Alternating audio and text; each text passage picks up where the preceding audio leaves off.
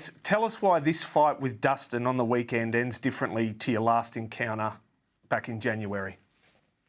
Cut out the distractions, focus singularly on mixed martial arts practice. You know, it was a 85% boxing camp in preparation for a Manny Pacquiao bout.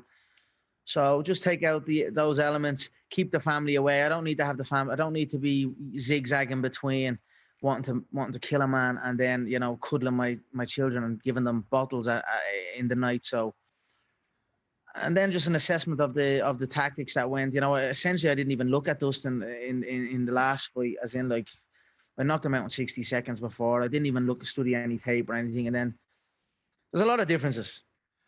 Can I ask, I mean, obviously you've set social media alight this week by tweeting that screenshotted DM request from Dustin's wife. Can we ask what she wanted?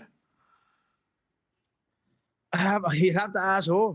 I haven't a clue. I haven't a clue. Dustin, you'll have to ask. We don't play that game, you know. Another man's wife. Dustin said the social media attacks reek of insecurity. What do you say to that? I don't give a fuck what he says. I pity that man, and I'm gonna pity him more after Saturday night. Do you think you underestimated him in the first fight? The second fight, sorry? Barely, just you know, was in a different mindset, a different approach. He's getting butchered here Saturday night. What do you make? He claims that you're not talking so much in the lead up to this one because he put you on quote. Do you want me to tell you I'm going to kill him? He's going out on a stretcher into a box. Do you want me to tell you that? You know what I mean? That's my mindset here. Is the old Conor back? I mean, that's what people have been suggesting this week. It feels like the old Conor McGregor from the first fight is back. Me, with the circumstances, I'm real all the way through.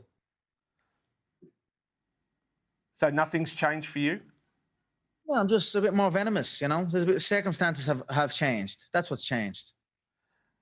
There's talk apparently Donald Trump will be sitting front row for this fight, mate. Do you know is he a Conor McGregor fan?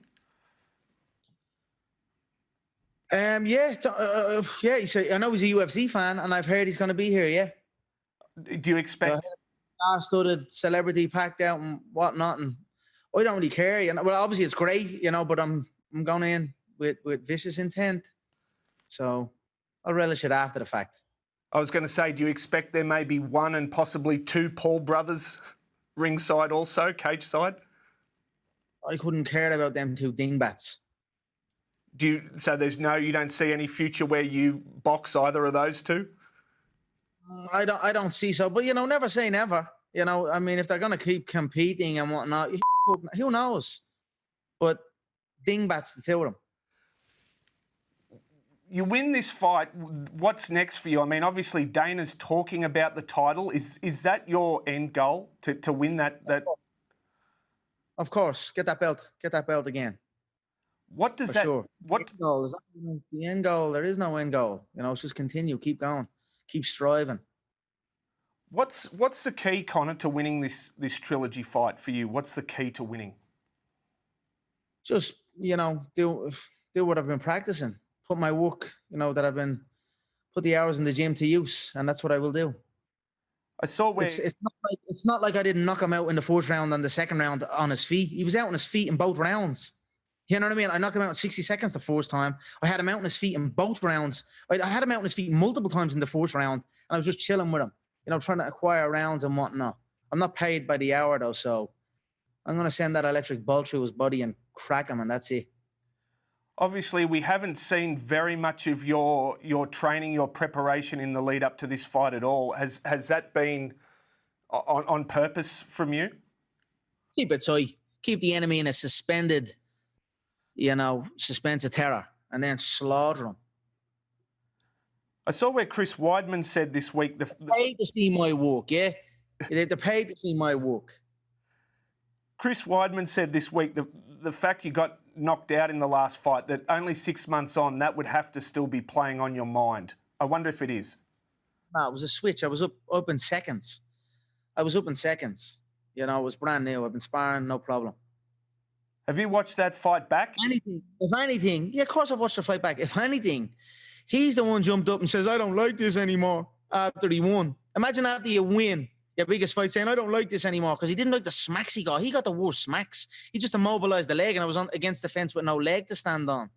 You know what I mean? He hit the switch, but it was a 2-second job. I was back. Like, you know what I mean? He says airplane mode. Yeah, handy. Airplane mode is just a flick of a button to get back. You know what I mean?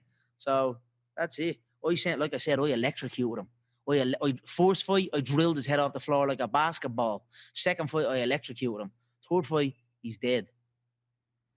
There was a lot made of the calf kicks in the second fight. Do you expect him to come in with a similar plan? Of course. So of course. He's only like a slogger, you know. He's not skillful. He's not slick. He's just what he is, like, you know what I mean? It seems like you've definitely the respect you had for him in the second fight leading in is gone completely. Is that fair to say? No, I can see it for what it is. It's not that I didn't see it the first time. I just, like I said, I pitied him. I felt pity for him. So that's just the way it is. Yeah, of course, long gone. So there's no more pity for Dustin? No. I'm afraid not. You know, I'm afraid not. Can I ask what you made of the whole charity back and forth? I mean, you obviously have given a large sum of money to that area that he's from. Can I? Obviously upset. A reputable foundation. You know, originally when the bout was starting, it had nothing really got to do with the UFC. I was kind of gearing up. I wanted a mixed martial arts bout because I'd been out for so long. But I was really preparing for Manny Pacquiao, so I was like, right, how do I get a mixed martial arts bout in? While prepare for Manny also. So I picked Dustin as a southpaw, you know, boxing style. And that's kind of how it went out. It was going to be like a charity event. I began it as a charity event. I was going to give back, you know, the revenue made from it and whatnot.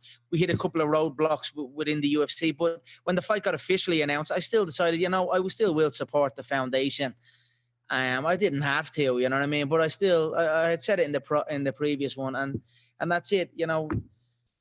That's it. You know, just it is what it is. Can I ask how you maintain, you know, when you first came on the scene, you had this wonderful chaos and this. How do you maintain that now that you're the highest earning athlete on the planet? How do you maintain the rage you brought with you when you first came into the sport? I suffered a couple of setbacks. You know what I mean? That's the launch pad for a guy like me. You know what I mean? Listen to doubt. Listen to the critics and people that haven't a clue. You know what I mean?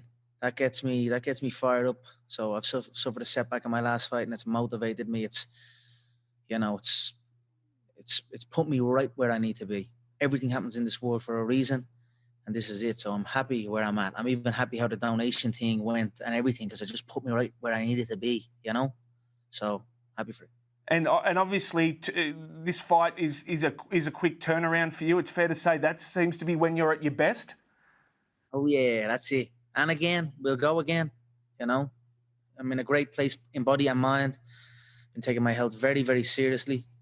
You know, I haven't touched the most delicious Irish whiskey on the planet, Proper 12, at all this camp. I haven't actually touched it since we re-upped the deal. Close, you know, it's upwards of $700 million. That deal is worth over the coming years, and I haven't celebrated with a glass yet because I was in camp. So I stayed focused.